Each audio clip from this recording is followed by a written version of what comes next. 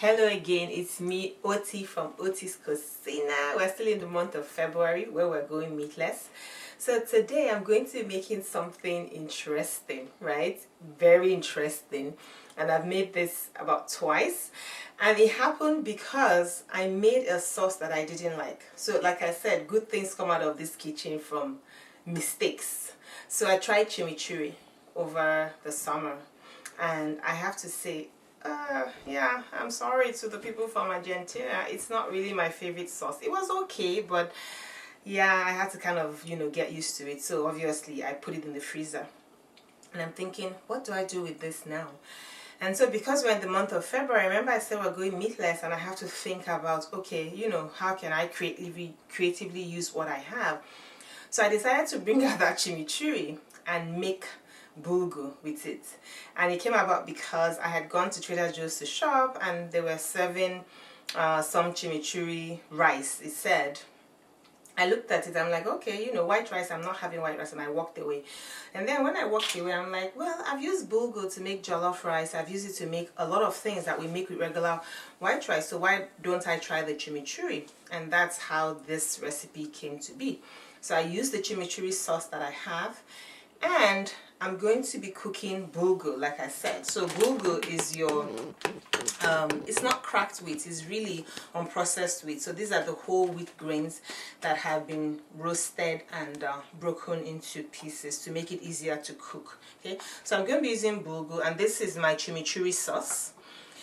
And what else am I going to be adding to it? I'm going to be adding a lot of pepper. So this is like a tricolor combination here. Ginger and garlic, onions, right? This is like the trifecta. Onions, peppers, and garlic. And then a little bit of canned fire roasted tomatoes. And this is actually a mixture of parsley and cilantro because I found this was a combination that worked best. So chimichurri really is parsley, vinegar, salt, and pepper. That's really what it is. And you can also add a little bit of lime or lemon juice to add to the vinegar. Okay. So the other thing that I normally add to this is sofrito. Sofrito is basically a mix of onions and tomatoes. I'll add a little bit of the canned one. And I'm going to be using smoked paprika, okay, and cumin. I'm going to be using cumin, oregano, and salt. So really, it's not comprised of many ingredients. The chimichurri is what takes the cake here. And because I come from a country where if you serve like rice, they're going to ask you where's the meat, right? So you kind of want to say, okay, I need to have something that I'm going to use as the meat. And so I'll be serving that with tofu and chickpea patties. So this is like my full beef patty right here. This is another recipe altogether on its own. I'll be featuring this on another day, but this is what I'm going to use. I'm going to toast the patties, saute them over high heat, and then serve them with the chimichurri. Okay, so this doesn't take long at all, just as long as it takes for the bulgur to cook, which is about 20 minutes.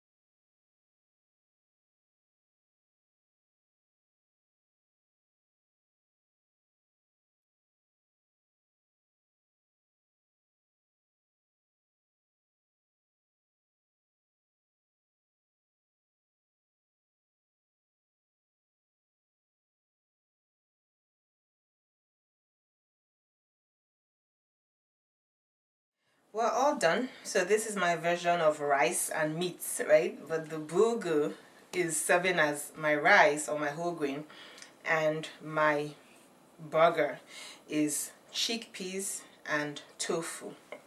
So this is such a colorful dish. The one thing that I forgot to add was I normally add veggies in it. Sometimes I add carrots, sometimes I add green peas. So even though I didn't mention it when I was mentioning the ingredients, because I'm cooking in my kitchen after all, I quickly grabbed a bag of peas from the freezer and defrosted it while the bulgur was cooking, because you add it at the end. You don't want the peas to get overcooked or mushy, so you add it at the end. So it's ready. This stuff is delicious. Delicious is the word that I'll use to describe it. My little one loves it because that time when we had the chimichurri, or he had it because I didn't have it, he had it at Trader Joe's. He was like, this stuff is good. So when I said I was going to make something like that at home, he was just waiting, right, for me to finish so he could eat. So yeah, kid friendly, I guess, is what I'm trying to say. Yes. So while you're at it, yes, don't forget to subscribe, hit that button, subscribe to the kitchen for tips, hacks, and flavorful foods from around the world, right? So today we kind of made bulgur, which is from the Middle East, and the chickpea tofu patty is an Indian version, right, of falafel. I guess most people will be used to falafel. Okay, so I hope to see you in the kitchen next week. From my kitchen to yours, it's bon appetit. Bye.